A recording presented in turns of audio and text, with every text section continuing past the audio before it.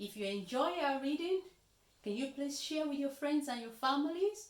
Kindly subscribe to our channel, comment and let us know how you're doing. Send in your pictures, your poem, your songs, and anything you created while listening to us.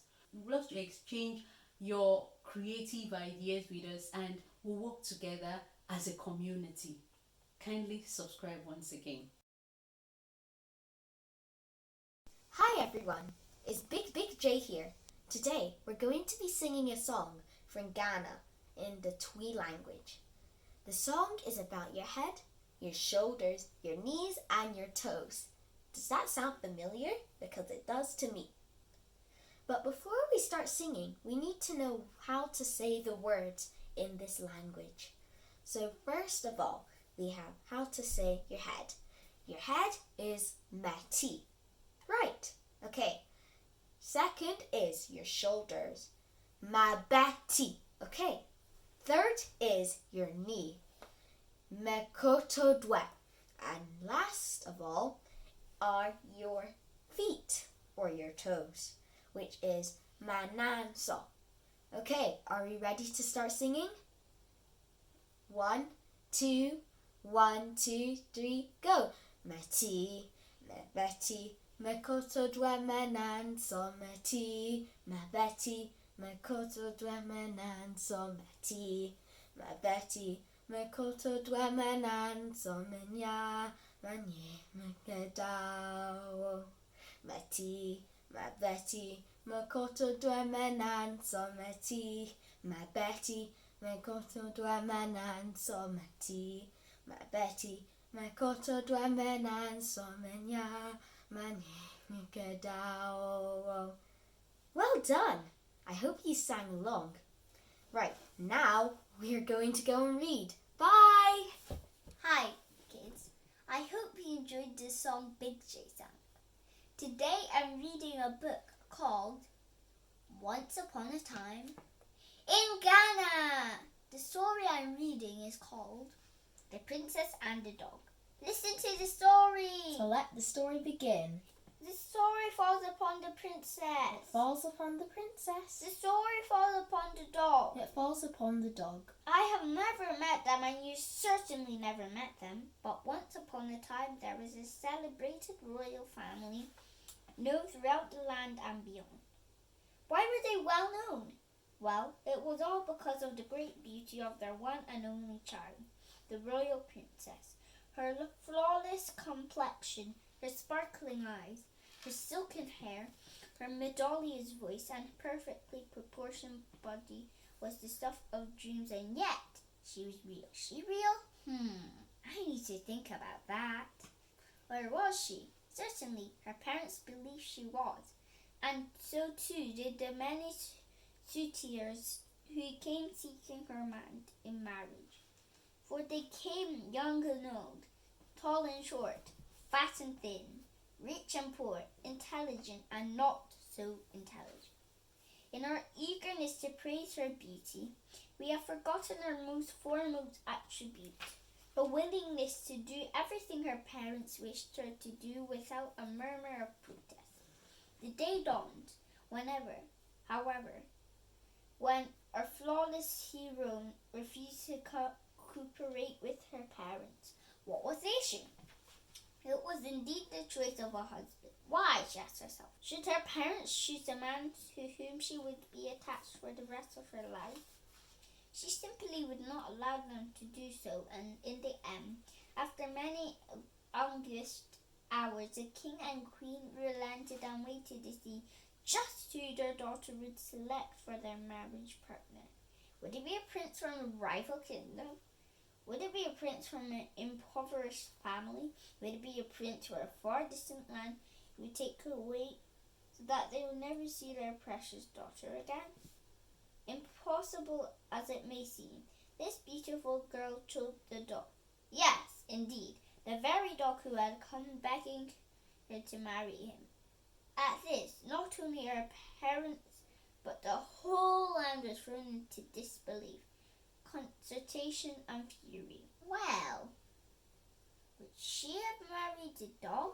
How could she insult them like this? How could they possibly continued to show support and loyalty. How could anyone respect, let alone love, Dog, who spent his life scavenging, eating whatever he sniffed out in every refuse dump in the kingdom? Were they now to endure him sniffing around the royal banquet table? Dog must be very, very greedy. The princess, however, was deaf to all pleading and shut herself away, refusing all food and drink. Thus it was the king and queen, fearing for their daughter's life, consented to the union and even gave her and Dog the glorious ceremony which her royal position demanded. The princess and the Dog were resplendent in their gorgeous marriage robes. We cannot go so far to say as they were rejoicing throughout the land, but the appointed day arrived, and people being what people are, they enjoyed the feasting and dancing which went on for a whole week, which nobody knew that the princess found Dog's scavenging habits as unpleasant and as everyone else, as she had only consented to marry Dog on condition that he mended his ways and ate in a way that befitted his new station in life. For a while, Dog did exactly as he was told, and there was nothing but happiness in the household. But little by little, people began whispering that they had seen him sniffing around his old home. Maybe Dog had been sneaking around in the night.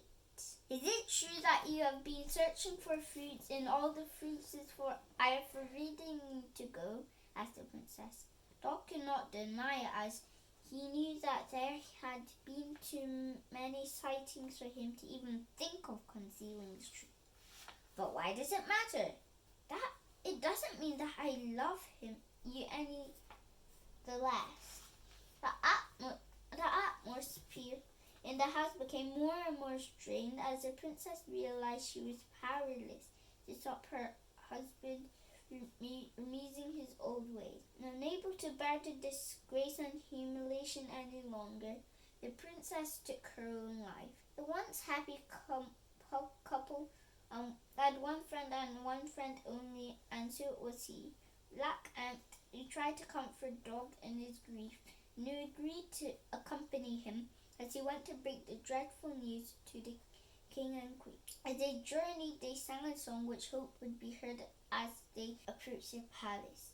This was a lay of life, this is the way life was. She never smiled, so I never smiled.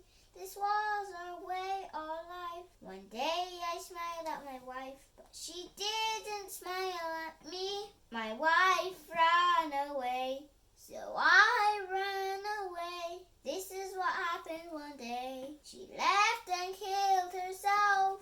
She killed herself that day. She never smiled, so I never smiled. This was her way of life. Princess. She ran away? As Dog and Black Ant arrived at the palace, the king and queen were standing at the entrance, listening to the chant which brought them to the unexpected and terrible news. Go back to your miserable house and bury the body of the princess. We can never bury her here. Such is the disgrace she has brought upon her ancestor. Leave this palace and never show yourself or your miserable friend to us again, commanded the king. So the two returned, dug a deep hole in the forest, and half dragged the body of the princess to the forest. On their way, there was a heavy downpour which drenched Dog, Black Ant, and the body, which I hesitate to tell you was already in an advanced state of decomposition. By the time they had buried the princess, Ant's body was covered in human matter, and so it is from that day to this that Black Ant is condemned to carry the stench of death wherever he goes. Until his own death, Dog was seen sniffing and eating at every dump in the neighborhood. Fathers throughout the kingdom reminded their daughters of the fate which befell the obstinate princess. Did they take heed? I don't know. Do you? An old lady told me this story on my way here to meet you. Is that so? Then long may your tongue be oiled. And long may your ears be green. Thanks, guide. I hope you enjoyed the story I read. Drawings for us today. See, there is the princess, there is the king, and there is the queen. Then there is the princess, and there is the dog. The dog. Then the ant. What is this? He's singing. Then there is the dog again. Is there an oven throwing for all the kids to see? Ooh! This is a princess and she's telling the dog not to go there again. This is the king when they were thinking, and then the princess made a decision. Remember to subscribe to our videos and comment, like, and bye!